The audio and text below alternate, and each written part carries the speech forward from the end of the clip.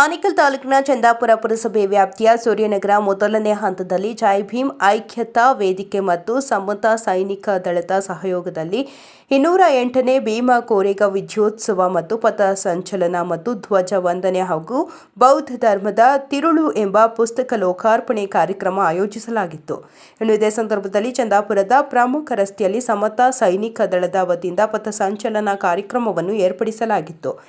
ಕಾರ್ಯಕ್ರಮಕ್ಕೆ ಆನೇಕಲ್ ಕ್ಷೇತ್ರದ ಶಾಸಕರಾದ ಬಿ ಶಿವಣ್ಣರವರು ಗಿಡಕ್ಕೆ ನೀರು ಹಾಕುವ ಮೂಲಕ ಕಾರ್ಯಕ್ರಮಕ್ಕೆ ಚಾಲನೆ ನೀಡಿದರು. ಕಾರ್ಯಕ್ರಮದ ಅಧ್ಯಕ್ಷತೆಯನ್ನು ಪ್ರಜಾ ಪರಿವರ್ತನಾ ವೇದಿಕೆಯ ಅಧ್ಯಕ್ಷರಾದ ಬಿ ಗೋಪಾಲ್ ರವರು ವಹಿಸಿದರು. ಕಾರ್ಯಕ್ರಮದಲ್ಲಿ ಲೇಖಕಿ ಸರಸ್ವತಿರವರು, ಬಿ ಸುಜ್ಞಾನ ಮೂರ್ತಿರವರು, ಸಮತಾ ಸೈನಿಕ ದಳದ ಮುಖ್ಯಸ್ಥರಾದ ಪ್ರಕಾಶ್ ದರ್ಶನಿಕ್, ಪಟಾಪಟ್ ಪ್ರಕಾಶ್, ಹೋರಾಟಗಾರರಾದ ರಾವಣ, ಚಿಕ್ಕ ನಾಗಮಂಗಲ ಗುರು, ನಾಗರಾಜ್ ಮೌರ್ಯ, ಆನಂದ್ ಚಕ್ರವರ್ತಿ, ಪ್ರೊಫೆಸರ್ ಡಾಕ್ಟರ್ ಮೀನಾಕ್ಷಿ ವಜ್ರಪ್ಪ, ಸುನೀಲ್ ಸಾರಿ, ಬುದ್ಧ, ಮಹರ್ಷಲ್ ದರ್ಶನಿಕ್, ಕಾಮರಾಜನ್, ತ್ರಿಪುರ ಸುಂದರಿ, ಮಹರ್ಷಲ್ ಹರಿಣಿ, ನಂದಕುಮಾರ್ ಮತ್ತು ಜೈ ಭೀಮ್ ಐಕ್ಯತಾ ವೇದಿಕೆ ಮತ್ತು ಸಮತಾ ಸೈನಿಕ ದಳದ ಪ್ರಮುಖರು ಮತ್ತು ಭೀಮಾ ಬಂಧುಗಳು ಹಾಜರಿದ್ದರು.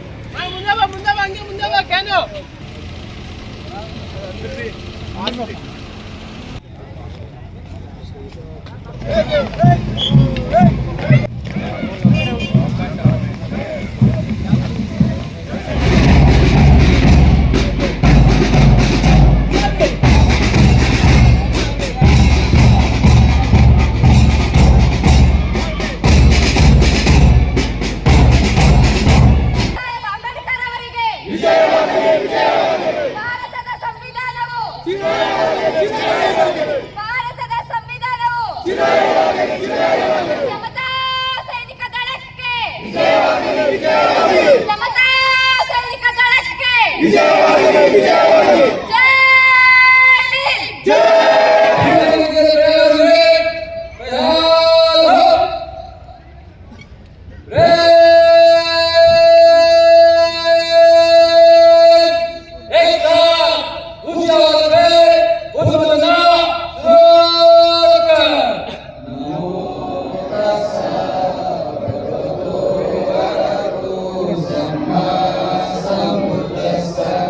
Namo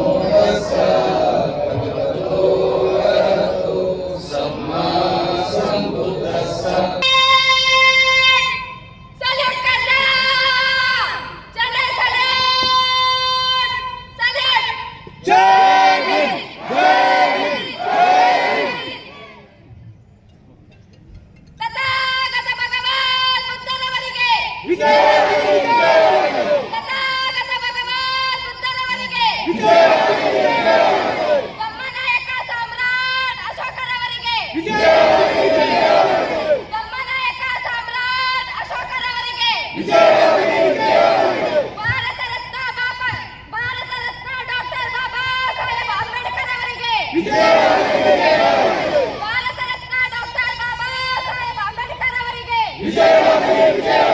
ಭಾರತದ ಸಂವಿಧಾನವು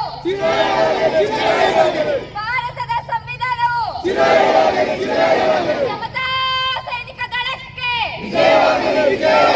ಸಮತಾ ಸೈನಿಕ ದಳಕ್ಕೆ ಜೈ ಭೀಮ್.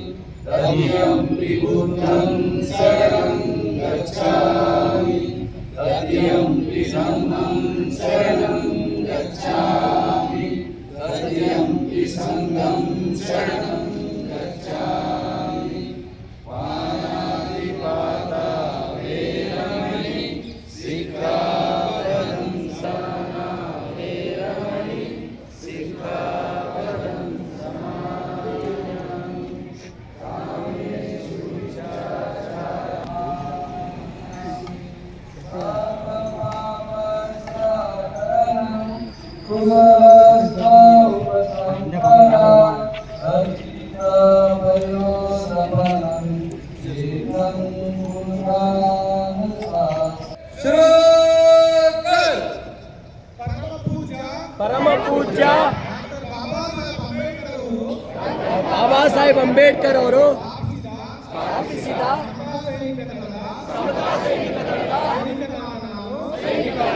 ಅಂಬೇಡ್ಕರಿ ಚಳುವಳಿಯ ಸಮಗ್ರ ಅಭಿವೃದ್ಧಿಗಾಗಿ ಸಮತೆ ಸ್ವಾತಂತ್ರ್ಯ ಬಂಧುತ್ವ ಮತ್ತು ನ್ಯಾಯ ಎಂಬ ಮೌಲ್ಯಗಳ ಆಧಾರಿತವಾಗಿ ಅದನ್ನು ಪ್ರಬಲವಾಗಿ ಶಕ್ತಿಯುತವಾಗಿ ಬೆಳೆಸಲು ಭಾರತೀಯ ಪ್ರಜಾಪ್ರಭುತ್ವ ಮತ್ತು ಸಂವಿಧಾನದ ರಕ್ಷಣೆಗೆ ಈ ದೇಶದ ಎಲ್ಲ ಧರ್ಮ ಪಂಥ ಜಾತಿ ವರ್ಗ ಮತ್ತು ಲಿಂಗ ಇತ್ಯಾದಿಗಳ ಭೇದವಿಲ್ಲದೆ ದಲಿತರು ಶೋಷಿತರು ಮತ್ತು ಪೀಡಿತರ ರಕ್ಷಣೆಗೆ ಹಾಗೂ ಅವರ ನ್ಯಾಯ ಮತ್ತು ಹಕ್ಕುಗಳಿಗಾಗಿ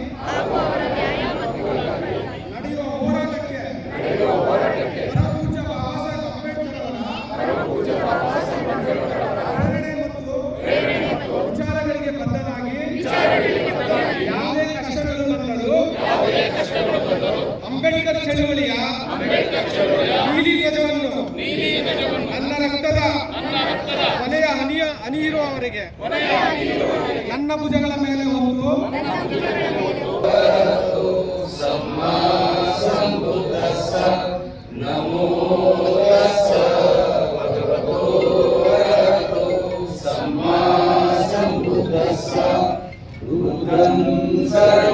ಆನೇಕಲ್ನಲ್ಲಿ ಪ್ರಾರಂಭ ಮಾಡಿದಂಥ ಸಮತಾ ಸೈನಿಕ ದಳ 2026ಕ್ಕೆ 10 ವರ್ಷಗಳನ್ನು ಪೂರೈಸಿದೆ. ಸೊ 10 ವರ್ಷ ಪೂರೈಸಿರ್ತಕ್ಕಂಥ ಸಮತಾ ಸೈನಿಕ ದಳಕ್ಕೆ ಎಲ್ಲ ನಾವು ಶುಭಾಶಯಗಳನ್ನು ಈ ಸಂದರ್ಭದಲ್ಲಿ ಕೊಡ್ತಾ ಇದ್ದೀನಿ. ಅದೇ ರೀತಿ 1926ರಲ್ಲಿ ಬಾಬಾ ಸಾಹೇಬ್ ಅಂಬೇಡ್ಕರ್ ಅವರು ಸಮತಾ ಸೈನಿಕ ದಳವನ್ನು ಯುವಕರ ಸಮುದಾಯದ ರಕ್ಷಣೆಗಾಗಿ, ಯುವಕರ ಶಿಸ್ತಿಗಾಗಿ, ಒಂದು ಘನತೆಗಾಗಿ, ರಕ್ಷಣೆಗಾಗಿ ಬಾಬಾ ಸಾಹೇಬ್ ಅಂಬೇಡ್ಕರ್ ಅವರು 1926ರಲ್ಲಿ ಸಮತಾಯ ಸೈನಿಕ ದಳವನ್ನು ಸ್ಥಾಪಿಸಿ ಈಗ 2020ರ ಹಾದಿಯಲ್ಲಿದ್ದೇವೆ. ಈ 2026 ಅಂತ ಹೇಳಿದ್ರೆ ಸಮತಾ ಸೈನಿಕ ದಳಕ್ಕೆ 100 ವರ್ಷ ತುಂಬಿದೆ. ಹಾಗಾಗಿ ಸಮತಾ ಸೈನಿಕ ದಳದ ಅಧ್ಯಕ್ಷರು ಆಗಿದಂತಹ ಬಾಬಾ ಸಾಹೇಬ್ ಅಂಬೇಡ್ಕರ್ ಅವರಿಗೆ ನಾವು ಈ ವೇದಿಕೆ ಮುಖಾಂತರ ತುಂಬು ಹೃದಯ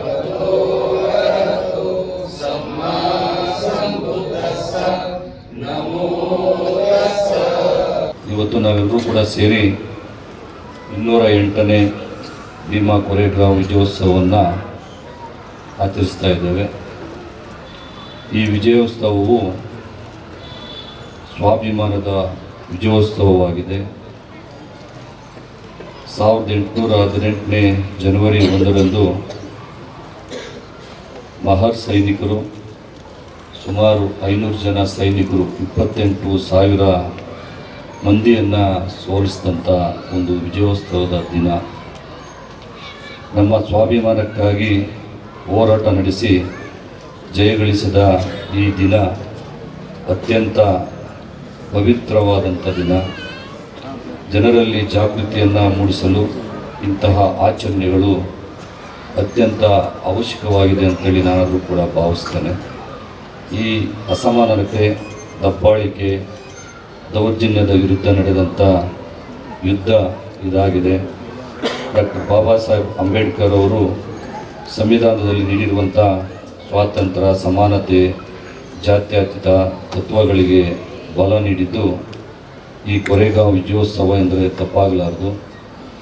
ಡಾಕ್ಟರ್ ಬಾಬಾ ಸಾಹೇಬ್ ಅಂಬೇಡ್ಕರ್ ಅವರು ಕೊರೆಗಾಂವ್ ವಿಜಯೋತ್ಸವದ ಬಗ್ಗೆ ಆಳವಾಗಿ ಅಧ್ಯಯನ ನಡೆಸಿ ಜನರಲ್ಲಿ ಜಾಗೃತಿಯನ್ನು ಅಂದಿನ ಕಾಲದಲ್ಲೇ ಮೂಡಿಸಿದ್ರು. ಪ್ರತಿ ವರ್ಷ ಭೀಮಾ ನದಿ ತೀರದಲ್ಲಿರ್ತಕ್ಕಂಥ ಕೊರೆಗಾಂವ್ ವಿಜಯೋತ್ಸವದ ಸ್ತೂಪಕ್ಕೆ ಅವರು ಯಾವಾಗಲೂ ಕೂಡ ಹೋಗ್ತಾ ಇದ್ದರು. ಈ ಮೂಲಕ ಸ್ವಾಭಿಮಾನಿ ಸೈನಿಕರ ತ್ಯಾಗ ಬಲಿದಾನವನ್ನು ಅವರು ಯಾವತ್ತೂ ಕೂಡ ಸ್ಮರಣೆಯನ್ನು ಮಾಡ್ತಾಯಿದ್ರು. ಈ ದಿನ ಈ ಒಂದು ನಾವು ವಿಜಯೋತ್ಸವವನ್ನು ಆಚರಣೆ ಮಾಡ್ತಾ ಇದ್ದೀವಿ. ಆದರೆ ಇಂದಿನ ಕಾಲದಲ್ಲಿ ರಾಜ್ಯಗಳಿಗಾಗಿ ಈ ಪ್ರಪಂಚದಲ್ಲಿ ಸಾವಿರಾರು ಯುದ್ಧಗಳು ನಡೆದಿರ್ತಕ್ಕಂಥ ನಿದರ್ಶನಗಳನ್ನ ಮುಂದೆ ಇದ್ದಾರೆ. ಆದರೆ ಸ್ವಾಭಿಮಾನಕ್ಕಾಗಿ ನಡೆದಂಥ ಸೈನಿಕ ಯುದ್ಧ, ಕೊರೆಗಾಂವ್ ಯುದ್ಧ, ನಾವೆಲ್ಲರೂ ಕೂಡ ಈ ಸದಾ ಸ್ವಾಭಿಮಾನಕ್ಕಾಗಿ ಯಾವುದೇ ತ್ಯಾಗಕ್ಕೂ ಕೂಡ ಸಿದ್ಧರಾಗಿರಬೇಕಾಗಿದೆ. ಇವತ್ತು ಅನೇಕ ಕಾರ್ಯಕ್ರಮಗಳನ್ನು ಇವತ್ತು ನಮ್ಮ ಯುವ ಮಿತ್ರರು ನಡೆಸ್ಕೊಂಡು ಬರ್ತಾ ಇದ್ದಾರೆ. ಜಾಗೃತಿಯನ್ನು ಮೂಡಿಸುವಂಥ ಕೆಲಸವನ್ನು ಇವತ್ತು ಮಾಡ್ತಾ ಇದ್ದಾರೆ. ಅವರಿಗೆ ನಾನು ವಿಶೇಷವಾದಂಥ ಅಭಿನಂದನೆಗಳನ್ನು ಸಲ್ಲಿಸಿ ಈ ಕಾರ್ಯಕ್ರಮವನ್ನು ನಡೆಸಿದಂಥ ಎಲ್ಲ ಮಿತ್ರರು ಕೂಡ ಇನ್ನೂ ಕೂಡ ಮುಂದಿನ ದಿನಗಳಲ್ಲಿ ಇನ್ನೂ ಹೆಚ್ಚಿನ ರೀತಿಯಲ್ಲಿ ಸಂಘಟನೆಯನ್ನು ಮಾಡಿ ಇದರಲ್ಲಿ ಹೆಚ್ಚಿನ ರೀತಿಯಾದ ಜಾಗೃತಿಯನ್ನು ಮೂಡಿಸುವಂಥ ಕೆಲಸ ಆಗಲಿ ಅಂತೇಳಿ ನಾನು ಈ ಸಂದರ್ಭದಲ್ಲಿ ಹೇಳ್ತಾ ನಿಮಗೆಲ್ಲರೂ ಕೂಡ ಶುಭವನ್ನು ಕೋರಿ ನನ್ನ 2 ಮಾತನ್ನು ಮುಗಿಸ್ತಾ ಇದ್ದೇನೆ. ಜೈ ಹಿಂದ್, ಜೈ ಭೀಮ್.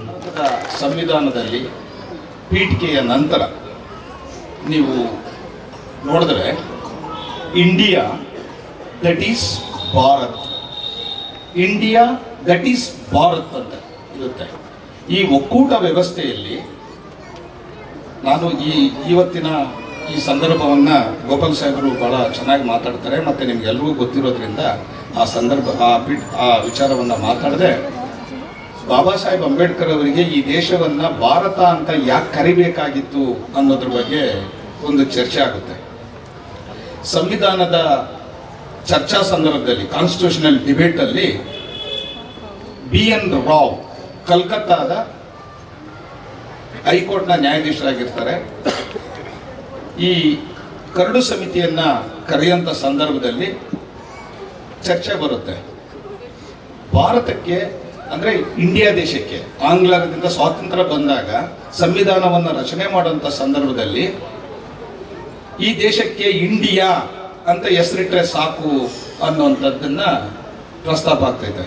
ಆದರೆ ನೀವು ಅರ್ಥ ಮಾಡ್ಕೊಬೇಕಾಗಿದೆ, ಇವತ್ತು ಭಾರತ್ ಮಾತಾ ಕಿ ಜೈ ಅಂತ ಹೇಳ್ತಾರಲ್ಲ ಕೆಲವರು, ಅವ್ರು ಅರ್ಥ ಮಾಡ್ಕೊಬೇಕಾಗಿದೆ, ನಿಮ್ಮ ಬಾಯಿಗಳಲ್ಲಿ ಭಾರತ್ ಮಾತಾ ಕಿ ಜೈ ಅಂತ ಏನು ಬರ್ತಾ ಇದೆ ಅದು ಬಾಬಾ ಸಾಹೇಬರ ಕೊಡುಗೆ ಅಂತ ಹೇಳೋದನ್ನ ನೀವು ಗಮನ ಇಟ್ಕೋಬೇಕು. ಆವತ್ತು ಚರ್ಚೆ ಆಗುತ್ತೆ, ಈ ದೇಶಕ್ಕೆ ಇಂಡಿಯಾ ಅಂತ ಹೆಸರಿಡ್ಲಿ ಸಾಕು ಅಂತ. ಸೋ ಕಾಲ್ಡ್ ಸಂವಿಧಾನ ಬಾಬಾ ಸಾಹೇಬರು ಬರ್ದಿಲ್ಲ ನಾವು ಬರ್ದಿರಿ ಅಂತ ಹೇಳ್ಕೊತಾರಲ್ಲ, ಅವ್ರ ಬಾಯಲ್ಲಿ ಬಂದಂತ ಮಾತುಗಳು ಈ ದೇಶಕ್ಕೆ ಇಂಡಿಯಾ ಅಂತ ಹೆಸರಿಡೋಣ ಸಾಕು ಅಂತ ಹೇಳ್ತಾರೆ. ಆದ್ರೆ ಬಾಬಾ ಸಾಹೇಬರು ಹೇಳ್ತಾರೆ nothing doing. India is A political concept, Bharat is A cultural concept. India ಎನ್ನುವುದು ರಾಜಕೀಯ ಪರಿಕಲ್ಪನೆ, ಭಾರತ ಎನ್ನುವುದು ಈ ದೇಶದ ಭರತ ಭೂಮಿಯ ಸಾಂಸ್ಕೃತಿಕ ಪರಿಕಲ್ಪನೆ. ಹಂಗಾಗಿ ಈ ದೇಶಕ್ಕೆ ಭಾರತ ಅಂತ ಹೆಸರಿಡಬೇಕು ಅಂತೇಳಿ ಬಾಬಾ ಸಾಹೇಬರು ಇಂಡಿಯಾ ದಟ್ ಈಸ್ ಭಾರತ್ ಅನ್ನುವಂತ ಮಾತುಗಳನ್ನ ಹೇಳಿ ಆರ್ಟಿಕಲ್ 1 ಭಾರತ ಸಂವಿಧಾನದ ಆರ್ಟಿಕಲ್ 1 ಅಲ್ಲಿ ಇಂಡಿಯಾ ದಟ್ ಈಸ್ ಭಾರತ್ ಅನ್ನುವುದನ್ನ ಸೇರಿಸ್ತಾರೆ. ಆಗ ಸಾರ್ವಭೌಮ ಸಮಾಜವಾದಿ ಜನತಂತ್ರಾತ್ಮಕ ಗಣರಾಜ್ಯವನ್ನಾಗಿ ಸಾಮಾಜಿಕ ಆರ್ಥಿಕ ಉಪಾಸನೆಯ ಸ್ವಾತಂತ್ರ್ಯ ಮಾಡುವ ವ್ಯಕ್ತಿ ಗೌರವ, ದೇಶದ ಏಕತೆ ಮತ್ತು ಸಮಗ್ರ ಸಂವಿಧಾನ ಸಭೆಯಲ್ಲಿ ಈ ಸಂವಿಧಾನವನ್ನು ಶಾಸನವಾಗಿ ವಿಧಿಸಿಕೊಂಡಿದ್ದೇವೆ. ಮತ್ತೆ ಇದು ಭಾರತದ ಸರ್ಕಾರ ಅಂತ ಶುರುವಾಗೋದಿಲ್ಲ, ಪ್ರಭುತ್ವ ಅಂತ ಶುರುವಾಗಲ್ಲ, ಭಾರತದ ಜನತೆಯಾದ ಅಂತ ಶುರುವಾಗುತ್ತೆ. ಅಂದ್ರೆ we the people of India. No doubt ಈ ವಾಸ್ ಒಬ್ಬ ಅಪ್ಪಟ ಪ್ರಜಾಪ್ರಭುತ್ವವಾದಿ ಅಂಬೇಡ್ಕರ್ ಅವರು. ಇಲ್ಲಿ ನನಗೆ ಕೊಟ್ಟಿರುವಂಥದ್ದು, ನಾನು ಒಟ್ಟಾರೆ ಸಂವಿಧಾನ, ಬಾಬಾ ಸಾಹೇಬರು, ಮಹಿಳೆಯರ ಹಿನ್ನೆಲೆಯಲ್ಲಿ ಮಾತಾಡ್ತೀನಿ. ಹೆಚ್ಚು ಒತ್ತನ್ನ ನನಗೆ ಕೊಡಬೇಕು ಅಂತ ಅನಿಸಿರೋದು ಪ್ರಜಾಪ್ರಭುತ್ವದ ಬಗ್ಗೆ. ಎಲ್ಲದಕ್ಕಿಂತ ಮೊದಲು ಇವತ್ತು ನೀವು ಭೀಮಾ ಕೋರೆಗಾಂವ್ ಶೌರ್ಯ ದಿನವನ್ನು ಆಚರಿಸ್ತಾ ಇದ್ದೀರಿ. ತುಂಬ ಸಂತೋಷದ ವಿಷಯ. ಎಲ್ಲಿಯ ಭೀಮಾ ಕೋರೆಗಾಂವ್, ಎಲ್ಲಿಯ ಆನೆಕಲ್ಲು. ಬಾಬಾ ಸಾಹೇಬರು ಎಲ್ಲ ಕಡೆಯಲ್ಲೂ ಜೀವಂತವಾಗಿರ್ತಾರೆ. ಇನ್ನು ಹಲವಾರು ಶತಮಾನಗಳ ಕಾಲ ಜೀವಂತವಾಗಿರ್ತಾರೆ ಅನ್ನೋದಕ್ಕೆ ಸಾಕ್ಷಿಯಾಗಿ ನನಗೆ ಇವತ್ತಿನ ಕಾರ್ಯಕ್ರಮ ಕಾಣಿಸುತ್ತೆ. ಮತ್ತೆ ಈ ಮಕ್ಕಳು ನಿಜವಾಗಿಯೂ ಭಾರತದ ಪ್ರಜಾಪ್ರಭುತ್ವವನ್ನ ಉಳಿಸ್ತಾರೆ ಅಂತ ಅನ್ನೋ ಒಂದು ಹೊಸ ಭರವಸೆನೂ ನನಗೆ ಇವತ್ತು ಮೂಡಿದೆ. ನಾವು ಯಾಕೆ ಭೀಮಾ ಕೋರೆಗಾಂವನ್ನ ಅದು ರೋಮಾಂಚನಗೊಳ್ತೀವಿ? ಭೀಮಾ ಕೋರೆಗಾಂವ್ ಅಷ್ಟೇ ಅಲ್ಲ, ಅದು ಚೈತ್ಯ ಭೂಮಿ ಆಗಿರ್ಬೋದು, ದೀಕ್ಷಾ ಭೂಮಿ ಆಗಿರ್ಬೋದು, ಮಹಾಡ್ ಆಗಿರ್ಬೋದು. ಇದು ಎಲ್ಲವನ್ನೂ ನಮ್ಮ ಎದೆ ಒಳಗಡೆ ಒಂದು ಆತ್ಮಾಭಿಮಾನವನ್ನ ಯಾಕೆ ಸ್ಫುರಿಸುತ್ತೆ? ಯಾಕೆ ಅಂತಂದ್ರೆ ಅಂಬೇಡ್ಕರ್ ಯಾವ ಸಮಾನತೆಗಾಗಿ, ಯಾವ ಬಂಧುತ್ವಕ್ಕಾಗಿ, ಯಾವ ಸಮಾಜವನ್ನ ಕಟ್ಟೋದಕ್ಕೋಸ್ಕರ ಹೋರಾಡಿದ್ರೋ ಆ ಹೋರಾಟದ ಒಂದೊಂದು ಮೈಲಿಗಲ್ಲುಗಳಾಗಿ ಈ ಸಂಕೇತಗಳು ನಮಗೆ ಕಾಣಿಸ್ತವೆ. ಈ ಸಂಕೇತಗಳನ್ನ ನಾವು ಯಾವತ್ತೂ ಸಂಕೇತಗಳಾಗಿ ಉಳಿಯೋದಕ್ಕೆ ಬಿಡಬಾರ್ದು. ಯಾಕೆ ಅಂತಂದ್ರೆ ಬಾಬಾ ಸಾಹೇಬರು ಮೌಢ್ಯವನ್ನ ವಿರೋಧಿಸ್ತಾ ಇದ್ರು, ಯಾವುದೇ ವಿವೇಕವಿಲ್ಲದಂತಹ ಭಕ್ತಿಯನ್ನ ವಿರೋಧಿಸ್ತಾ ಇದ್ರು. ಭಕ್ತಿ ಅಂತ ಅಂದ್ರೆ ಎಪಿಟೋಮ್ ಆಫ್ ಪ್ರೀತಿ ಅಂತ ನಾನು ಭಾವಿಸ್ತೀನಿ. ಅಂದ್ರೆ ಪ್ರೀತಿಯ ಉತ್ತುಂಗ, ಅದು ದಾಸ್ಯದ ಸಂಕೇತವಲ್ಲ. ನಾವು ಈ ಸಾಂಕೇತಿಕ ಸಾಂಸ್ಕೃತಿಕ ತಾಣಗಳು ಏನಿದಾವೆ ಬಾಬಾ ಸಾಹೇಬರು ನಮಗೆ ಬಿಟ್ಟು ಹೋಗಿರುವಂಥದ್ದು, ಅದನ್ನು ನಾವು ಜೀವಂತವಾಗಿ ಇಟ್ಕೊಳ್ಬೇಕು ಅಂದರೆ ಯಾವ ಮೌಲ್ಯಗಳಿಗಾಗಿ ಈ ಸಂಕೇತಗಳನ್ನು ಅವರು ನಮಗೆ ಕಟ್ಟಿಕೊಟ್ರೋ ಅದನ್ನು ಜೀವಂತವಾಗಿ ಉಳಿಸ್ಕೊಳ್ಬೇಕು. 1927 में परम पूज्य डॉक्टर बाबा साहब अम्बेडकर पहली बार भीमा कोरेगांव शौर्य स्तंभ पर गए थे. उन्हें नमन करने जो शहीद हुए थे, उन्हें नमन करने जिन्होंने समता, स्वतंत्रता, बंधुता और न्याय की लड़ाई लड़ी थी. उन्हें वंदन करने गए थे जो राइट्स से हमारे अधिकार जो है जो छीने गए थे, उन अधिकारों को हासिल करने के लिए जो शहीद हुए थे उनको नमन करने गए थे. आज उन्हीं शहीदों को हम नमन करने यहाँ उपस्थित हुई है. तथागत गौतम बुद्ध जो थे, उन्होंने मनुष्यता को ऊंचाई पर लेकर जाने की कोशिश की. उन्होंने मनुष्य को ऊंचा उठाने की कोशिश की. चाहे अंगुलीमाल को आप देख सकते हैं, और व्यक्ति व्यक्ति में उन्होंने कभी भेद नहीं किया. स्त्री या पुरुष ऐसा कोई उन्होंने भेद नहीं किया। और वही बात जो है परम पूज्य डॉक्टर बाबा साहब अम्बेडकर इन्होंने भी की। उन्होंने मनुष्य को बहुत ऊंचाई पर पहुंचाने का काम किया है। कोई भेद न करते उन्होंने ऊंचाई पर पहुंचा, चाहे स्त्री रहे पुरुष रहे। मगर आज हम ऐसा देखते हैं कि व्यक्तियों को नीचा किया जा रहा है। समय में हम सब लोगों का कर्तव्य है कि हम लोग डॉक्टर बाबा साहब अम्बेडकर इन्होंने जो संविधान दिया है उस संविधान को बचाने की हम लोगों ने कोशिश करनी चाहिए। संविधान को बचाना यानी हमारे अधिकारों को बचाना, संविधान को बचाना हमारे आने वाली जनरेशन को बचाना है। आज के दिन मैं इतना ही कहता हूँ, फिर से आपको शौर्य दिवस की शुभकामनाएं देता हूँ, यही रुकता हूँ। जय भीम, जय बुद्ध, जय ಕೋರೆಗಾಂವ್ ಬಗ್ಗೆ ಮಾತಾಡಿದ್ದೀನಿ. ಪ್ರತಿ ಸಾರಿನೂ ಅದನ್ನೇ ಮಾತಾಡಿ ಬೋರ್ ಹೊಡ್ಸೋದು ಬೇಡ ಅನಿಸ್ತದೆ. ಮೇಡಮ್ ಅವರು ಆ ನಿಟ್ಟಿನಲ್ಲಿ ಈ ಕೋರೆಗಾಂವ್ ವಿಜಯೋತ್ಸವದ ಕಾರ್ಯಕ್ರಮವನ್ನು 10 ವರ್ಷಗಳಿಂದ ಏನು ಮಾಡ್ಕೊಂಡು ಬಂದಿದ್ದೀರಿ, ಇದು ಸತತವಾಗಿ ಮುಂದುವರಿಬೇಕು. ಮುಂದಿನ ಜನಾಂಗಕ್ಕೆ ಇದು ಮಾರ್ಗದರ್ಶನ ಆಗಬೇಕು, ಸ್ಫೂರ್ತಿ ಆಗಬೇಕು. ಈಗೇನು ಈ ಸಂದರ್ಭದಲ್ಲಿ ನಾವು ಕತ್ತಿ ಬಂದೂಕಿಂದ ಯುದ್ಧ ಮಾಡೋ ಅಗತ್ಯ ಇಲ್ಲ. ಅಂಬೇಡ್ಕರ್ ಸಾಹೇಬರು ಕೊಟ್ಟಿರ್ತಕ್ಕಂಥ 1 ವೋಟ್ 1 ವ್ಯಾಲ್ಯೂ ಅಂತೇನಿದೆ, ಅದು 2 ಲಗ್ನ ಕತ್ತಿ ಥರ ಕೆಲಸ ಮಾಡ್ತಾ ಇದ್ದಾರೆ. ಯಾರನ್ನ ಬೇಕಾದ್ರೆ ಸೋಲಿಸ್ಬೋದು, ಯಾರನ್ನ ಬೇಕಾದ್ರೆ ಗೆಲ್ಲಿಸ್ಬೋದು. ಆ ನಿಟ್ಟಿನಲ್ಲಿ ಸೂಕ್ತವಾದ ಜನಪರವಾಗಿ ಕೆಲಸ ಮಾಡುವಂಥವ್ರನ್ನ ಗೆಲ್ಲಿಸೋದ್ರ ಮೂಲಕ ಈ ಕೋರೆಗಾಂವ್ ವಿಜಯೋತ್ಸವವನ್ನು ಮುಂದಿನ ದಿನಗಳಲ್ಲಿ ಆಚರಣೆ ಮಾಡೋದಕ್ಕೆ ನಾವು ತಯಾರಾಗೋಣ. ಇಷ್ಟೇಳಿ ನನ್ನ ಮಾತುಗಳಿಗೆ ಮುಕ್ತಾಯ ಹೇಳ್ತೀನಿ. ಜೈ ಭೀಮ್. ಇವತ್ತು ಕೋರೆಗಾಂವ್ ವಿಜಯೋತ್ಸವದ ಕಾರ್ಯಕ್ರಮ ಇಲ್ಲಿ ನಡೀತಾ ಇದೆ. ಈ ದೇಶದಲ್ಲಿ ಮನುವಾದಿ ವ್ಯವಸ್ಥೆ ಜಾಸ್ತಿ ಆಗ್ತಾ ಇದೆ. ಸಮಾಜಗಳನ್ನು ಒಡೆದಾಳುವ ವ್ಯವಸ್ಥೆ ಜಾಸ್ತಿ ನಡೀತಾ ಇದೆ. ಅದಕ್ಕೆ ಅದನ್ನು ರೆಸಿಸ್ಟ್ ಮಾಡುವಂಥ ಫೋರ್ಸ್ಗಳಿಲ್ಲ. ಅದಕ್ಕೆ ಈ ಕೋರೆಗಾಂವ್ ಯುದ್ಧದಲ್ಲಿ ಏನು ಈ ವೀರರು ಯುದ್ಧವನ್ನು ಗೆದ್ದು ಬ್ರಿಟಿಷ್ನವರು ಈ ದೇಶಕ್ಕೆ ಬರೋದಕ್ಕೆ ಅನುಕೂಲ ಮಾಡಿದ್ರು. ಬ್ರಿಟಿಷ್ನವರು ಈ ದೇಶಕ್ಕೆ ಬಂದಿದ್ದರಿಂದನೇ ಎಜುಕೇಷನ್ ಸಿಕ್ತು ನಮಗೆ. ಬ್ರಿಟಿಷ್ನವ್ರು ಬಂದ ಮೇಲೆ ಮಹಾತ್ಮ ಜ್ಯೋತಿಬಾ ಫೂಲೆ ಅವರು ಒಬ್ಬರು ಆಟ ಊಟ ಕಲಿತರು. ನಂತರ ಶಾಲೆಗಳನ್ನು ತೆಗೆದರು. ಲಾರ್ಡ್ ಮೆಕಾಲೆ ಈ ದೇಶಕ್ಕೆ ಸಾರ್ವಜನಿಕ ಶಿಕ್ಷಣ ನೀತಿಯನ್ನು ಇಂಗ್ಲೆಂಡ್ನ ಬಕಿಂಗ್ಹ್ಯಾಮ್ ಪ್ಯಾಲೇಸಲ್ಲಿ ಮಂಡಿಸಿ ಅದನ್ನು ಪಾಸ್ ಮಾಡಿಸ್ದ. ಅದರ ಸಲುವಾಗಿ ಅಂಬೇಡ್ಕರ್ ಸಾಹೇಬರು ಅಂಬೇಡ್ಕರ್ ಆಗಿ ತಯಾರಾಗೋದಕ್ಕೆ ಸಾಧ್ಯ ಆಯಿತು. ಈಗ ನಾವೆಲ್ಲ ಇವತ್ತು ಈ ಮಟ್ಟಕ್ಕೆ ಬರೋದಕ್ಕೆ ಕಾರಣ ಯಾರು ಅಂತ ಹೇಳಿದ್ರೆ ಮೂಲ ಕೋರೆಗಾಂವ್ ಮಹಾರ್ ಸೈನಿಕರು, ಆನಂತರ ಮಹಾತ್ಮ ಜ್ಯೋತಿಬಾ ಫುಲೆ, ಸಾವಿತ್ರಿಬಾಯಿ ಫುಲೆ, ನಂತರ ಸಂವಿಧಾನವನ್ನು ಬರೆಯೋದಕ್ಕೆ ತಾಕತ್ತು ಬಂದಿದ್ದು ಅಂಬೇಡ್ಕರ್ ಸಾಹೇಬರು.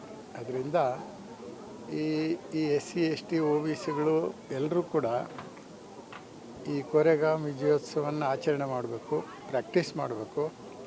ಜೊತೆಗೆ ನಮ್ಮ ಇತಿಹಾಸವನ್ನು ಅರಿಯದವರು ಇತಿಹಾಸವನ್ನು ಸೃಷ್ಟಿ ಮಾಡೋಕ್ಕೆ ಸಾಧ್ಯ ಇಲ್ಲ. ನಮ್ಮ ಇತಿಹಾಸ ಹೆಂಗಿತ್ತು ಅಂತ ನಾವು ತಿಳ್ಕೊಂಡ್ರೆ ಮುಂದಿನ ಇತಿಹಾಸ ಬರೆಯೋದಕ್ಕೆ ಸಾಧ್ಯ ಆಗ್ತದೆ. ಅದರಿಂದ ಈ ಇತಿಹಾಸವನ್ನು ಅರಿಯುವಂಥ ಕಾರ್ಯಕ್ರಮ, ವಿಶೇಷವಾಗಿ ಬಾಬಾ ಸಾಹೇಬ್ ಅಂಬೇಡ್ಕರ್ ಅವರು ಇದನ್ನು ಇಂಗ್ಲೆಂಡಲ್ಲಿ ಓದಿ ಜನರಿಗೆ ತಿಳಿಸಿದ್ರು, ಮುಚ್ಚಿಟ್ಟಿದ್ರು. ಆದರೆ ಇವತ್ತು ಎಲ್ಲ ರಾಜ್ಯಗಳಲ್ಲಿ, ಎಲ್ಲ ತಾಲೂಕುಗಳಲ್ಲಿ, ಎಲ್ಲ ಜಿಲ್ಲಾ ಕೇಂದ್ರಗಳಲ್ಲಿ ನಡೀತಾ ಇರೋದು ಭಾಳ ಖುಷಿ ಕೊಡುವಂಥ ಸಂತೋಷ. ಇದನ್ನು ಮಾದರಿಯಾಗಿ ತಗೊಂಡು ನಾವು ಕೂಡ ಅನ್ಯಾಯದ ವಿರುದ್ಧ ಹೋರಾಟ ಮಾಡುವಂಥ ಶಕ್ತಿಯನ್ನು ಎಲ್ಲ ಸಮಾಜದ ಎಲ್ಲ ಜನ ಬೆಳೆಸ್ಕೋಬೇಕು, ಅದನ್ನು ಪ್ರಾಕ್ಟೀಸ್ ಮಾಡಬೇಕು ಅಂತ ನಾನು ಮನವಿ ಮಾಡಿಕೊಂಡೆ. ನನ್ನ ಸಮುದಾಯ ಬಂಧುವರಿಗೆ 208ನೇ ಭೀಮಾ ಕೋರೆಗಾಂವ್ ವಿಜಯೋತ್ಸವದ ಶುಭಾಶಯಗಳನ್ನು ಕೋರುತ್ತಾ, ನಮ್ಮ ಸಮುದಾಯದ ಎಲ್ಲ ಯುವಕ ಮಿತ್ರರಿಗೆ ನಾನು ನಿಮ್ಮ ಮಾಧ್ಯಮದ ಮಿತ್ರರ ಒಂದು ಮೂಲಕ ಒಂದು ಸಂದೇಶವನ್ನು ಕೊಡ್ತಾ ಇದ್ದೇನೆ. ಎಲ್ಲೋ ಹೋಗಿ ದುಂದುವೆಚ್ಚ ಮಾಡೋ ಬದಲು ಒಂದು ಸಾರಿ ಆದರೂ ಆ ಕೊರೆಗಾಂವ್ ಸ್ಥಳಕ್ಕೆ ಹೋಗಿ, ಆ ಪುಣ್ಯ ಸ್ಥಳಕ್ಕೆ ಹೋಗಿ ನಿಮ್ಮ ಜನ್ಮವನ್ನು ಸಾರ್ಥಕ ಮಾಡ್ಕೊಬೇಕಂತ ಎಲ್ಲ ನನ್ನ ಆನೇಕಲ್ನ ಸಮುದಾಯದ ಯುವಕರಲ್ಲಿ ನಾನು ಮನವಿ ಮಾಡ್ಕೊಳ್ತೇನೆ. 108ನೇ ಕೋರೆಗಾಂವ್ ವಿಜಯೋತ್ಸವವನ್ನು ಆನೇಕಲ್ ಭಾಗದ ಚಂದಾಪುರದಲ್ಲಿ ಇವತ್ತು ಭಾಳ ವಿಜೃಂಭಣೆಯಿಂದ ನಡೆಸಿದ್ದಾರೆ. ವಿಶೇಷವಾಗಿ ಕೋರೆಗಾಂವ್ ಯುದ್ಧಕ್ಕೆ ಪ್ರೇರಣೆಯಾದಂಥ ಏನು ಸಿದ್ಧನಾಕ, ಆ ಸಿದ್ಧನಾಕ ತಗೊಂಡಂಥ ತೀರ್ಮಾನಕ್ಕೆ ಅವತ್ತು ಏನು ಅಸ್ಪೃಶ್ಯತೆ ಜನ ಮಹಾರ್ ಸೈನಿಕರು ಬೀದಿಯಲ್ಲಿ ಓಡಾಡಬೇಕಾದ್ರೆ ಮಠ ಮಧ್ಯಾಹ್ನ 12 ಗಂಟೆಯಿಂದ 1 ಗಂಟೆ ಕಾಲ ಮಾತ್ರ ಊರೊಳಗೆ ಬಂದು ಭಿಕ್ಷೆ ಬೇಡ್ಕೊಂಡು ಊರಿಂದ ಆಚೆ ಹೋಗಿ ಬದುಕಬೇಕಾಗಿತ್ತು. ಆದರೆ ಬ್ರಿಟಿಷರು ಟಿಪ್ಪು ಸುಲ್ತಾನ್ ನಂತರ ಅವರು ಪೂನಾನಗರದ ಬಾಜಿರಾಯನ 2ನೇ ಬಾಜಿರಾಯ ಆಸ್ಥಾನದಲ್ಲಿ 28,000 ಸೈನ್ಯ ಬೀಡ್ಬಿಟ್ಟಿದ್ರು. ಅದಕ್ಕೆ ಸೇನಾಧಿಪತಿ ಬಾಬು ಗೋಖಲೆ ಅಂತ ಇರ್ತಾರೆ. ಅವ್ರಿಗೆ ಇವರು ಒಂದು ಪತ್ರವನ್ನು ಬರೀತಾರೆ, ಯಾರೋ ಸ್ಟ್ಯಾಂಡನ್ ಅಂತ, ನಾವು ನಿಮ್ಮ ಸೈನಿಕರ ವಿರುದ್ಧವಾಗಿ ನಿಮ್ಮ ಯುದ್ಧವನ್ನು ಸಾರ್ತೇವೆ ಅಂತ ಹೇಳಿದಾಗ ಅವರು ಕೇವಲ 500 ಜನ ಮಾತ್ರ ಮೆನ್ಷನ್ ಮಾಡಿರ್ತಾರೆ ಪತ್ರದಲ್ಲಿ. ಕೇವಲ 500 ಜನ 28,000 ಜನನ ಹೆಂಗೆ ಯುದ್ಧ ಗೆಲ್ಲಕ್ಕೆ ಸಾಧ್ಯ ಇಲ್ಲ ಅಂಥೇಳಿ ಅವ್ರು ತೀರ್ಮಾನ ಮಾಡಿ ಬಾಪು ಗೋಖಲೆ ಅವರು ಹೇಳ್ತಾರೆ, ನಾವು ಯುದ್ಧವನ್ನು ಗೆಲ್ತೀವಿ, ನೀವು ಧೈರ್ಯವಾಗಿ ಹೋಗಿ ಅಂತ ಹೇಳ್ತಾರೆ. ಆದರೆ ಸಿದ್ಧನಾಕ ಮತ್ತು ಅವ್ರ ಟೀಮ್ ಅವರು ಡಿಸೈಡ್ ಮಾಡಿರ್ತಾರೆ, ಇವ್ರನ್ನೇನಾದರೂ ಮಾಡಿ ಯುದ್ಧವನ್ನು ನಾವು ಗೆಲ್ಲಲೇಬೇಕು ಅಂತ. ಆಗ ಸಿದ್ಧನಾಕ ಸ್ಟ್ಯಾಂಡನ್ ಅನ್ನೋರು ಮಧ್ಯಾಹ್ನ 2 ಗಂಟೆಗೆ ಅವ್ರ ತಲೆಯನ್ನು ಕಡಿತಾರೆ, ಯಾರು ಪೇಶ್ವೆಗಳ ಸೈನಿಕರು. ಆಗ ಸರೆಂಡರ್ ಅಂತ ಹೇಳ್ತಾರೆ, ಯಾರು ಸ್ಟ್ಯಾಂಡನ್ ಸರೆಂಡರ್ ಅಂತ ಹೇಳಿದಾಗ ಸಿದ್ಧನಾಕ ಹೇಳ್ತಾನೆ, ಈ ಯುದ್ಧದಲ್ಲಿ ಪ್ರಾಣ ಕಳ್ಕೊಳ್ತೀವಿ ಹೊರತು ಯುದ್ಧವನ್ನು ಯಾವುದೇ ಕಾರಣಕ್ಕೂ ಸೋಲೋದಕ್ಕೆ ಬಿಡೋದಿಲ್ಲ ಅಂಥೇಳಿ ಪ್ರತಿಜ್ಞೆ ಮಾಡಿ ರಾತ್ರಿ 8 ಗಂಟೆ ಒಳಗೆ ಈ ಮಹಾರ್ ಸೈನಿಕರು ಒಬ್ಬೊಬ್ಬರು 60 ತಲೆಗಳನ್ನು ಉಂಡಾಡಿ ಈ ದೇಶಕ್ಕೆ ಒಂದು ಕ್ರಾಂತಿಯ ಯುದ್ಧವನ್ನು ಸಾರಿ ಇವತ್ತು ಬ್ರಿಟಿಷರು ಈ ದೇಶಕ್ಕೆ ಬರಿಲ್ಲ ಅಂದರೆ ಶಿಕ್ಷಣ ನಮಗೆ ಸಿಗ್ತಾ ಇರಲ್ಲ. ಅದಕ್ಕೆ ಲಾರ್ಡ್ ಮೆಕಾಲೆ ಅವರು 1835ರಲ್ಲಿ ನಮಗೆ ಶಾಲೆಯನ್ನು ತೆಗೆದು ಮಹಾತ್ಮ ಜ್ಯೋತಿ ಬಾಪುಲೆ ಅವರು 1841ರಲ್ಲಿ ಅಡ್ಮಿಷನ್ ಆಗಿ ಈ ದೇಶಕ್ಕೆ 1848ರಲ್ಲಿ ಮಹಾತ್ಮ ಜ್ಯೋತಿ ಬಾಪುಲೆ ಅವರು ಪುರುಷರಿಗಾಗಿ ಶಾಲೆಯನ್ನು ತೆಗೆದರು. ಅದೇ ರೀತಿ ಸಾವಿತ್ರಿ ಬಾಪುಲೆ ಅವರಿಗೆ 3 ವರ್ಷ ಕಾಲ ಮಹಾತ್ಮ ಜ್ಯೋತಿ ಬಾಪುಲೆ ಅವರ ವಿದ್ಯಾವನ್ನು ಕಲಿಸಿ ಹೆಣ್ಣು ಮಕ್ಕಳಿಗಾಗಿ ಮೊದಲನೇ ಶಿಕ್ಷಕಿಯಾಗಿ ಸಾವಿತ್ರಿ ಬಾಪುಲೆಯನ್ನು ಕೊಡುಗೆಯಾಗಿ ಈ ದೇಶಕ್ಕೆ ಕೊಟ್ಟಂಥ ಕೀರ್ತಿ ಮಹಾತ್ಮ ಜ್ಯೋತಿ ಬಾಪುಲೆಗೆ ಸಲ್ಲಬೇಕಾಗಿದೆ. ಇವತ್ತು ಈ ದೇಶ ಅಂದವಾಗಿ ಕಾಣ್ತಾ ಇದೆ. ಇವತ್ತು ಈ ದೇಶ ಸಂವಿಧಾನ ಬರೀಲಿಕ್ಕೆ ಪ್ರೇರಣೆ ಆಗಿದಂಥ ಮಹಾತ್ಮ ಜ್ಯೋತಿ ಬಾಪುಲೆ ಮತ್ತು ಸಾವಿತ್ರಿ ಬಾಪುಲೆ ಅವರಿಗೆ ಈ ಸಂದರ್ಭದಲ್ಲಿ ನಾವು ಭೀಮಾ ವಂದನೆಗಳನ್ನು ಸಲ್ಲಿಸಿ ಈ ಕೋರೆಗಾಂವ್ ಚಳವಳಿಯ ಪರವಾಗಿ ಅವ್ರಿಗೂ ಕೂಡ ಗೌರವಪೂರ್ವಕ ಬಾಬಾ ಸಾಹೇಬ್ ಅಂಬೇಡ್ಕರ್ ಅವರು 1927ರಲ್ಲಿ ಪ್ರಾರಂಭ ಮಾಡಿದಂಥ ಈ ಕೋರೆಗಾಂವ್ ಚಳವಳಿ ಇದುವರೆಗೂ ಕೂಡ ಅಲ್ಲಿ ಲಕ್ಷಾಂತರ ಜನ ಸೇರಿ ಆಚರಣೆ ಮಾಡ್ತಾರೆ. ಇಂಥ ಇತಿಹಾಸವನ್ನು ಕೊಟ್ಟಂಥ ಬಾಬಾ ಸಾಹೇಬ್ರಿಗೆ ನಾವು ಈ ಪೂರ್ವಕವಾಗಿ ಧನ್ಯವಾದಗಳನ್ನು ಹೇಳ್ತೀವಿ. ಜೈ ಭೀಮ್. 8ನೇ ಭೀಮಾ ಕೋರೆಗಾಂವ್ ವಿಜಯೋತ್ಸವದ ಅಂಗವಾಗಿ ಇಂದು ಬಿಡುಗಡೆಯಾದ ಬೌದ್ಧ ಧರ್ಮದ ತಿರುಳು ಪುಸ್ತಕ ಕುರಿತಂತೆ 2 ಮಾತುಗಳು. ಈ ಪುಸ್ತಕದ ಕರ್ತೃ ಪ್ರೊಫೆಸರ್ ಪಿ ಲಕ್ಷ್ಮೀನರಸು ಅವರು ಭೌತಶಾಸ್ತ್ರದ ಪ್ರಾಧ್ಯಾಪಕರಾಗಿದ್ದರು. 1907ರಲ್ಲಿ ಇದರ ಮೊದಲನೇ ಮುದ್ರಣ ಕಂಡಿತು. ಆನಂತರ 1911ರಲ್ಲಿ ಅನಾಗರಿಕ ಧರ್ಮಪಾಲ ಅವರು ಇದನ್ನು 2ನೇ ಮುದ್ರಣ ಮಾಡಿದ್ರು. ಈ 2 ಮುದ್ರಣಗಳು ದೇಶ ವಿದೇಶಗಳಲ್ಲಿ ಬಹಳ ಪ್ರಖ್ಯಾತಿಯನ್ನು ಪಡೆದು ಲಕ್ಷಾಂತರ ಪ್ರತಿಗಳು ಪ್ರಕಟವಾದವು. ಆದರೆ ಆನಂತರ ತಮಿಳು, ತೆಲುಗು, ಬೇರೆ ಬೇರೆ ಭಾಷೆಗಳಿಗೆಲ್ಲನೂ ಪ್ರಕಟವಾದರೂ ಸಹ ಕನ್ನಡಕ್ಕೆ ಇದು ಪ್ರಕಟ ಆಗಿರಲಿಲ್ಲ. ನನ್ನ ಅದೃಷ್ಟ ಅನ್ನೋ ರೀತಿಯಲ್ಲಿ ಈ ಪುಸ್ತಕವನ್ನು ನಾನು ಅನುವಾದ ಮಾಡಿದ್ದೇನೆ. ಈ ಪುಸ್ತಕ ಕುರಿತಂತೆ ಡಾಕ್ಟರ್ BR ಅಂಬೇಡ್ಕರ್ ಅವರು ಅವರ ಸ್ನೇಹಿತರಾಗಿದ್ದ ಪಟ್ಟಾಭಿರಾಮಯ್ಯ ಅವರ ಜೊತೆ ಪಟ್ಟಾಭಿ ಸೀತಾರಾಮಯ್ಯ ಅವರೊಂದಿಗೆ ತಿಳಿದುಕೊಂಡು ಆನಂತರ ಈ ಪುಸ್ತಕಕ್ಕೋಸ್ಕರ ಹುಡುಕಾಡಿದಾಗ ಅವರಿಗೆ ಕಲ್ಕತ್ತಾ ವಿಶ್ವವಿದ್ಯಾಲಯದ ಗ್ರಂಥಾಲಯದಲ್ಲಿ ಒಂದು ಶಿಥಿಲ ಪ್ರತಿ ಸಿಗ್ತದೆ. ಅದನ್ನು ಅವರು ಪಾಪ ಬಹಳ ನಿರಾಶೆಯಿಂದ ಈ ಪುಸ್ತಕ ಓದಲೇಬೇಕು ಅಂತೇಳಿ ತರಿಸ್ಕೊಂಡು ಓದ್ತಾರೆ ಬೇರೆ ಕಡೆಯಿಂದ. ಆನಂತರ ಆ ಪುಸ್ತಕ ಎಲ್ಲೂ ದೊರೆಯದೇ ಇದ್ದ ಕಾರಣಕ್ಕೋಸ್ಕರ 1948ರಲ್ಲಿ ಅದನ್ನು ಸಾಲ ಮಾಡಿ ಅದರ ಹಕ್ಕುಗಳನ್ನು ಪಡೆದು ಅವರೇ ಅದನ್ನು ಪಬ್ಲಿಷ್ ಮಾಡಿಸ್ತಾರೆ. ಹಾಗಾಗಿ ಆ ಪುಸ್ತಕವನ್ನು ಓದಿದ ನಂತರವೇ ಡಾಕ್ಟರ್ ಅಂಬೇಡ್ಕರ್ ಅವರು ಬುದ್ಧ ಮತ್ತು ಆತನ ಧಮ್ಮ ಕೃತಿಯನ್ನು ಬರೀತಾರೆ. ಪಿ ಲಕ್ಷ್ಮೀ ನರಸು ಅವರಿಂದ ಅತ್ಯಂತ ಪ್ರಭಾವಿತರಾದ ವ್ಯಕ್ತಿಗಳಲ್ಲಿ ಡಾಕ್ಟರ್ BR ಅಂಬೇಡ್ಕರ್ ಅವರು ಒಬ್ಬರು. Goregaon incident. What is that incident? It is when Britishers were ruling India, they were having a war with Peshwas. Peshwas coming with more than 20,000 cadets, whereas Britishers wanted the support of Dalit people in India. Why? Because Dalit people were not considered to be even as a citizen, not even a citizen, they were considered as animals. So, where the respect people gets, there they go. So, Dalit people went along with the Britishers and fought with the Peshwas and got the victory.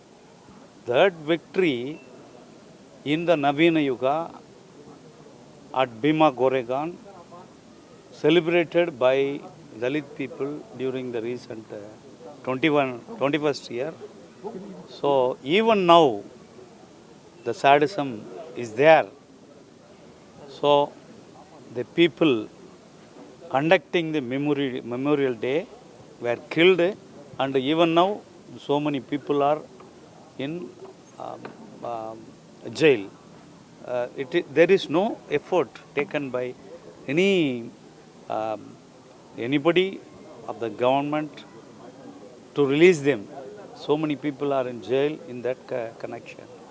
So we have to express this bad incident, massacre. So this Memorial Day is conducted to make awareness among people. So this is a day everybody should, not only Dalit people, everybody should support to observe this Memorial Day every year, and we should represent it, express it to the government, so that all other peoples are to be released without any condition. That's all about the Memorial Day. I am proud of joining this event coming from Chennai. Jai Bhim. 208ನೇ Bima Koregaon ವಿಜಯೋತ್ಸವದ ಶುಭಾಶಯಗಳು. ಈ ಕೋರೆಗಾಂವ್ ಯುದ್ಧ ನಮಗೆ ಗೊತ್ತಾಗಲೇ ಇಲ್ಲ ಅಂತಿದ್ದಿದ್ರೆ ನಾವೆಲ್ಲರೂ ಕೂಡ ನಾವು ರಾಜರು ಅಂತ ಗೊತ್ತಾಗ್ತಿರ್ಲಿಲ್ಲ.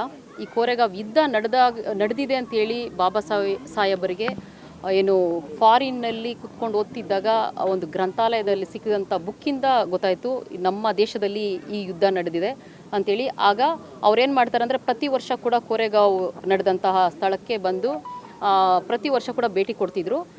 ಮತ್ತು ಇನ್ನೊಂದು ಏನಂತಂದರೆ ನಮ್ಮ ಸರ್ಕಾರ ಕೂಡ ಈ ಕೋರೆಗಾಂವ್ ವಿಜಯೋತ್ಸವ ಏನು ಶೌರ್ಯದ ಸಂಕೇತ ಆಗಿರುವಂತಹ ವಿಜಯೋತ್ಸವನ ಸರ್ಕಾರದ ಮಟ್ಟದಲ್ಲಿ ಆಚರಣೆ ಮಾಡಬೇಕು. ಯಾಕಂತಂದರೆ ಪ್ರತಿಯೊಬ್ಬರಲ್ಲೂ ಕೂಡ ಇದು ಸ್ವಾಭಿಮಾನ ಬೀಜವನ್ನು ಬಿತ್ತುತ್ತಾ ಇದೆ. ಇಂಥ ಒಂದು ವಿಜಯ ದಿನವನ್ನು ಸರ್ಕಾರದ ಮಟ್ಟದಲ್ಲಿ ಆಚರಣೆ ಮಾಡಿದ್ರೆ ಪ್ರತಿಯೊಬ್ಬ ಮಗುವಲ್ಲೂ ಕೂಡ ತಾನು ಸ್ವಾಭಿಮಾನಿ ಅನ್ನೋ ಒಂದು ಬೀಜ ಬಿತ್ತಿದಂಗಾಗುತ್ತೆ. ಹಾಗಾಗಿ ಪ್ರತಿಯೊಬ್ಬರು ಕೂಡ ನಾವು ಸ್ವಾಭಿಮಾನದಿಂದ ತಲೆ ಎತ್ತಿ ಬದುಕೋಕ್ಕೆ ಈ ಒಂದು ವಿಜಯೋತ್ಸವ ಕಾರಣವಾಗಬೇಕಂತೇಳಿ ನಾನು ಕೋರ್ಕೊಳ್ತಾ ಇದ್ದೇನೆ. मैं प्रकाश दार्शनिक समता से बिलोंग करता हूँ. आज का ये दिन जो है ये बहुत ही महत्वपूर्ण दिन है अम्बेडकराइट मूवमेंट के लिए. आज से लगभग 208 वर्ष पहले भीमा कोरेगांव पर जो युद्ध हुआ था उसमें यहाँ के जो राजा थे पेशवा, जिन्हें पेशवा बाजीराव द्वितीय के नाम से जाना जाता है, उनके साथ में 28,000 सैनिकों का ताफ़ा था. और 28,000 सैनिकों के ताफ़ा के लड़ाई करने के लिए सर जॉन फ्रांसिस टॉन्टन इन्होंने अपनी सेना को लेकर के पूना गांव का जो पोस्ट है भीमा कोरेगांव का, उसे आक्रमण करके अपने कब्जे में लेने की कोशिश करनी शुरू की थी. जो सैनिक थे स्टॉन्टन के साथ में वे सभी महार सैनिक थे। Mahar is the one of the warrior community of this nation, जिनके ऊपर बहुत सारा अन्याय, अत्याचार और जुल्म किए गए थे। और जुल्म करने वाला कौन था? पेशवा था।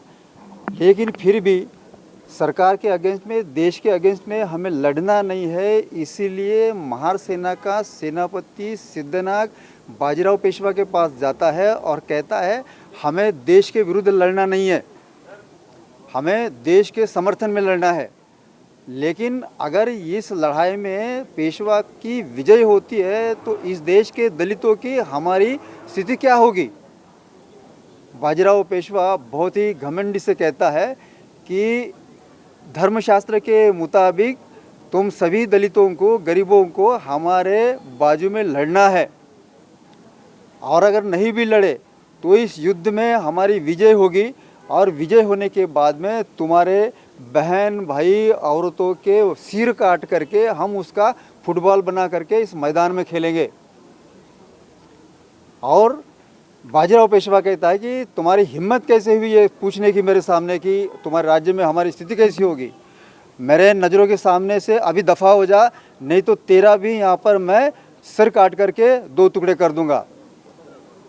सिद्धनाग सेनापति अपने दल के साथ में जाता है और उनसे बात करता है, और स्टॉन्टन फ्रांसिस से मिल करके बाजीराव पेशवा के साथ युद्ध करता है।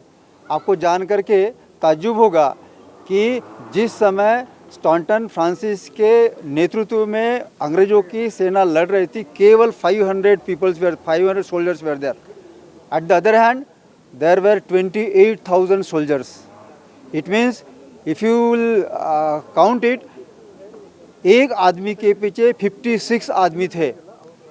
फिर भी इस युद्ध में महार सैनिकों ने विजय प्राप्त की। 500 विरुद्ध 28,000 सैनिकों के इस युद्ध में 500 लोगों ने विजय प्राप्त की और पेशवाई का घमंड चूर चूर कर दिया। और तभी से हिंदुस्तान से, इस भारत देश से पेशवाई खत्म हुई। ये महत्वपूर्ण दिन है।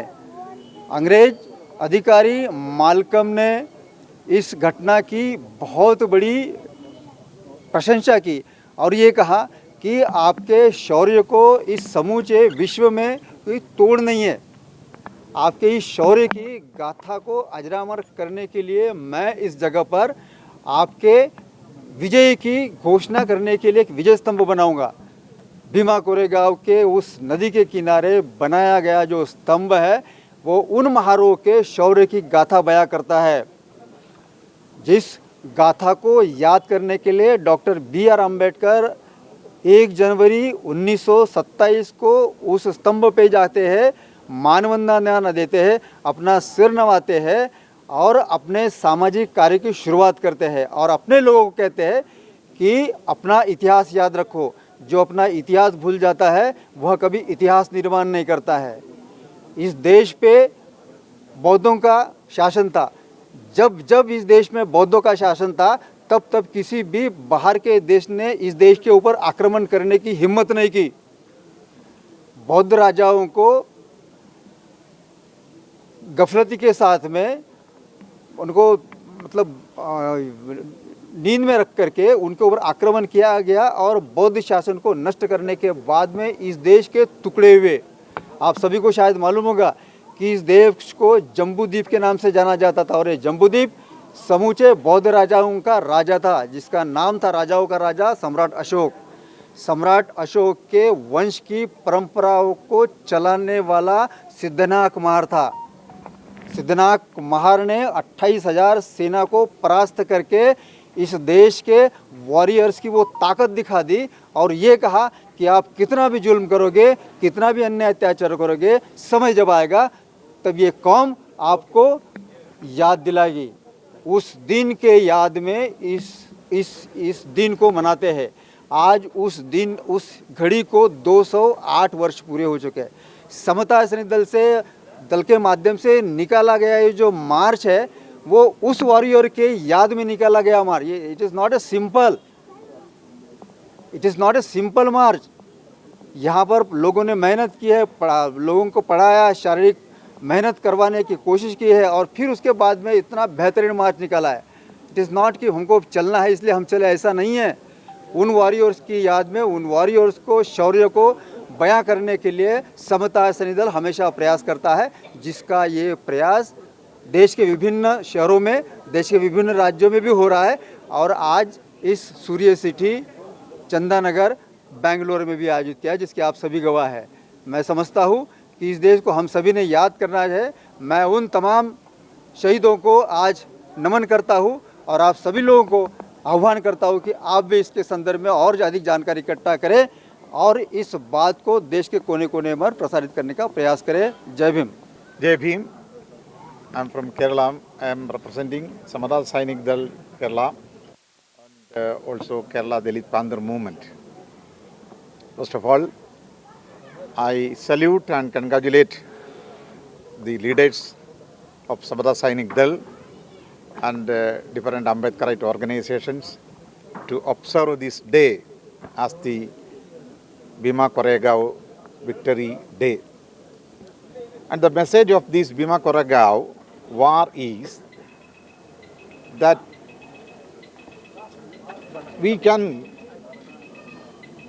have the strength and we have the confidence and we are dedicated. We can face any challenges which come to our nation. So the Bhima Koregaon war, the minimum number of soldiers, Magar soldiers could defeat the big army of Peshwas, that is Peshwa soldiers. And the message is that whenever our country or people are in danger, it is the brave soldiers as the patriots has the role to come up and save the nation as well as the people. Today the relevance of this Bhima Koregaon war victory is that our democracy is undergoing many challenges. Our constitution is threatened by the fascist communal forces. Our secular fabric of our nation is being destroyed. Our education has been polluted by new education policy mixing communal and caste interest of the ruling class. And what is going on in India? You know, bulldozer Raj. When our constitution speaks secularism, when our constitution speaks equality, our constitution speaks or offer fraternity, what is going on today is violating all the fundamental principles of the constitution. So, the people as well as the rulers of this country should follow constitutional morality. You know, this bulldozer Raj, then the mass trial of the minorities, and even the nuns, Christian nuns were attacked during the New Year celebration, Christmas celebrations. So it shows that our democracy as well as our secularism is threatened by such communal forces. So the message today is all the nation-loving people should come together, irrespective to the caste and community line, these community lines. All Indians should come together and stand for the constitution and stand for democracy. Only the Ambedkarites can lead this democratic revolution of this nation. So big salute. Jai Bhim. ಜೈ ಭೀಮ್ ನಮೋ ಬುದ್ಧಾಯ. ಎಲ್ರಿಗೂ ಮೊದಲನೇದಾಗಿ 208ನೇ ಭೀಮಾ ಕೋರೆಗಾಂವ್ ವಿಜಯೋತ್ಸವದ ಶುಭಾಶಯಗಳನ್ನ ಕೋರ್ತೇನೆ. ಇದು ಈ 208 ವರ್ಷಗಳ ಹಿಂದೆ ನಡೆದಂಥ ಈ ಕೋರೆಗಾಂವ್ ಯುದ್ಧ ಒಂದು ಯಾವುದೋ ಒಂದು ರಾಜ್ಯ ಗೆದ್ದುಕೊಳ್ಳೋಕ್ಕೆ ಅಥವಾ ಒಂದು ಆಸ್ತಿ ಮಾಡ್ಕೊಳ್ಳೋಕ್ಕೆ ಅಥವಾ ಅಧಿಕಾರ MLA ಆಗೋಕ್ಕೆ ಅಥವಾ ಆ ಥರ ರಾಜ ಆಳ್ವಿಕೆಗಲ್ಲ. ಅದು ಸ್ವಾಭಿಮಾನಕ್ಕೋಸ್ಕರ ಆದಂಥ ಯುದ್ಧ. ಸ್ವಾಭಿಮಾನ ಅಂದರೆ ಏನು ತುಂಬ ನಿಕೃಷ್ಟವಾಗಿ ನೋಡ್ತಾ ಇದ್ದಂಥ ಸಮಾಜ, ಆಳ್ವಿಕೆಯಲ್ಲಿದ್ದಂಥ 2ನೇ ಬಾಜಿರಾವ್ ಪೇಶ್ವೆಯ ಆಡಳಿತದ ವಿರುದ್ಧವಾಗಿ ನಡೆದಂಥ ಒಂದು ಘೋರ ಕದನ. ಅದು ಇಡೀ ಪ್ರಪಂಚದಲ್ಲೇ ಎಲ್ಲೂ ನಡೆಯದೇ ಇದ್ದಂಥ ಒಂದು ಕದನ. ಭಾರತದ ಯಾವ ಇತಿಹಾಸದಲ್ಲೂ ಇರಲಿಲ್ಲ. ನಮ್ಮ ಭಾರತದಲ್ಲಿ 25,000 ವರ್ಷಗಳಿಂದ ನಡೆದಂಥ ಕಥೆಗಳನ್ನ ಹೇಳ್ತಾರೆ, ಆದರೆ 208 ವರ್ಷದಿಂದ ನಡೆದಂಥ ಈ ಯುದ್ಧನ ಯಾವ ಪುಸ್ತಕದಲ್ಲೂ ಇಲ್ಲ. ಬಾಬಾ ಸಾಹೇಬ್ ಅಂಬೇಡ್ಕರ್ ಅವರು ಲಂಡನ್ನಲ್ಲಿ ಓದ್ತಿರ್ಬೇಕಾದ್ರೆ ಇದರ ಬಗ್ಗೆ ಮಾಹಿತಿ ತಿಳ್ಕೊಂಡು ಏನು ಮೇಲ್ಜಾತಿಯವರು ಕೀಳು ಅಂತ ಕರೀತಾ ಇದ್ರಲ್ಲ ಅವರ ಶೌರ್ಯ ಸಾಹಸಗಳನ್ನ ಹೊರತೆಗೆದಂಥ ಈ ಯುದ್ಧದ ದಿನ ನಮಗೋಸ್ಕರ ಮಾಡಿದಂಥ ಯೋಧರನ್ನ ನೆನೆಸ್ಕೊಂಡು ಅವರಿಗೆ ಒಂದು ಗೌರವ ನಮನಗಳನ್ನ ಸಲ್ಲಿಸೋಕ್ಕೆ ಪ್ರತಿ ವರ್ಷ ಸಮತಾ ಸೈನಿಕ ದಳ ಮತ್ತು ಐಕ್ಯತಾ ವೇದಿಕೆ ಮತ್ತು ಎಲ್ಲ ದಲಿತ ಸಂಘಟನೆಗಳ ಒಕ್ಕೂಟದಿಂದ ಈ ಕಾರ್ಯಕ್ರಮನ ಆಯೋಜನೆ ಮಾಡಿ ಸಮತಾ ಸೈನಿಕ ದಳದ ಮಾರ್ಷಲ್ಗಳಿಗೆ 10 ದಿನದ ತರಬೇತಿ ಮತ್ತು 5 ದಿನದ ಸೈನಿಕ ತರಬೇತಿ ಕೊಟ್ಟು ಈ ಕಾರ್ಯಕ್ರಮನ ಪಥಸಂಚಲನದ ಮೂಲಕ ಇಲ್ಲಿ ಬಂದು ವೇದಿಕೆ ಕಾರ್ಯಕ್ರಮ ಆಯೋಜಿಸಿದ್ದೇವೆ. ನಾಡಿನ ಎಲ್ಲ ಹಿರಿಯ ಮುಖಂಡರುಗಳು ಇಲ್ಲಿ ಬಂದಿದ್ದರು. ಕಾರ್ಯಕ್ರಮ ಯಶಸ್ವಿಯಾಗಿ ನಡೆದಿದೆ. ಈ ಸಂದರ್ಭದಲ್ಲಿ ನಾನು ಏನು ಹೇಳಲಿಕ್ಕೆ ಇಷ್ಟಪಡ್ತೀನಿ ಅಂದರೆ, ಮಹಾರ್ ಸೈನಿಕರು ನಾನಾ ಯುದ್ಧಗಳಲ್ಲಿ ಪಾಲ್ಗೊಂಡಿದ್ದರು ಬ್ರಿಟಿಷರ ಪರವಾಗಿ. ಚೈನಾ ಜೊತೆ ಆಫ್ಘಾನ್ ಯುದ್ಧಗಳಲ್ಲಿ ತುಂಬ ಯುದ್ಧಗಳಲ್ಲಿ ಪಾಲ್ಗೊಂಡಿದ್ದರು. ಆದರೆ ಅವರ ಶೌರ್ಯನ ಹತ್ತಿಕ್ಕಲಿಕ್ಕೆ ಅವರು ಶೌರ್ಯವಂತರು ಮತ್ತು ಶಕ್ತಿವಂತರು, ಅವರು ಆ ಥರ ಇದ್ದರೆ ಒಂದು ದಿವಸ ನಮ್ಮನ್ನು ಅವರು ಪ್ರಶ್ನೆ ಮಾಡ್ತಾರೆ, ನಮ್ಮ ವಿರುದ್ಧವಾಗಿ ಹೋರಾಟ ಮಾಡಿಬಿಡ್ತಾರೆ ಅಂತ ನೀವು ಕೀಳಾಗಿರಿ ಅಂತ ಊರಿಂದ ಆಚೆ ಇಟ್ಟು ಕತ್ತಿಗೆ ಏನು ಉಗಿಲಿಕ್ಕೆ ಚಿಪ್ಪನ್ನ ಮತ್ತು ಪರಕೆಯನ್ನು ಕಟ್ಟಿ ಅವ್ರನ್ನ ಕೀಳಾಗಿ ಕಂಡಂಥ ರಾಜನ ವಿರುದ್ಧ ನಡೆದಂಥ ಈ ಯುದ್ಧ ನಮ್ಮೆಲ್ರಿಗೂ ಈಗ ಆದರ್ಶ ಆಗಬೇಕು. ಯಾಕಂದರೆ ಇವತ್ತು ಸಹ ಬೇರೆ ರೀತಿಯಲ್ಲಿ ನಮ್ಮ ವಿರುದ್ಧವಾಗಿ ಷಡ್ಯಂತ್ರಗಳು ನಡೀತಾ ಇದೆ. ಇವತ್ತು ಎಲ್ಲ ಒಳ್ಳೆ ಬಟ್ಟೆ ಹಾಕ್ಕೊಂಡಿದ್ರು ಮಾನಸಿಕತೆಯಿಂದ ತುಂಬ ಬೇರೆ ಬೇರೆ ವಿಧಾನದಲ್ಲಿ ನಮ್ಮ ತಳ ಸಮುದಾಯಗಳನ್ನ ಹತ್ತಿಕ್ಕುವಂಥ ಕೆಲಸ ಮಾಡ್ತಿದ್ದಾರೆ. ಉದಾಹರಣೆಗೆ ಈಗ ಹೇಳ್ಬೇಕಂದ್ರೆ ಈ ಮೊಬೈಲ್ ಫೋನ್ ಮತ್ತು ಈ ಲೋನ್ ಕೊಡೋದ್ರ ಮುಖಾಂತರ ಬೈಕ್ಗಳನ್ನ ತಗೊಂಡು ಯುವ ಸಮಾಜನ ಹಾಳು ಮಾಡ್ತಿದ್ದಾರೆ. ಈಗ ಒಂದು ಹುಡುಗನ ಹಾಳು ಮಾಡೋದಕ್ಕೆ ಅವನ ಕೈ ಒಂದು ಮೊಬೈಲ್ ಕೊಟ್ಟು ಒಂದು ಬೈಕ್ ಕೊಟ್ಟರೆ ಸಾಕು. ಈ ರೀತಿಯಾಗಿ ಇಡೀ ದೊಡ್ಡ ಸಮುದಾಯನ ಹಾಳು ಮಾಡೋಂಥ ಒಂದು ಪ್ರಯತ್ನ ನಡೀತಾ ಇದೆ ಬಂಡವಾಳಶಾಹಿಗಳ ಮುಖಾಂತರ.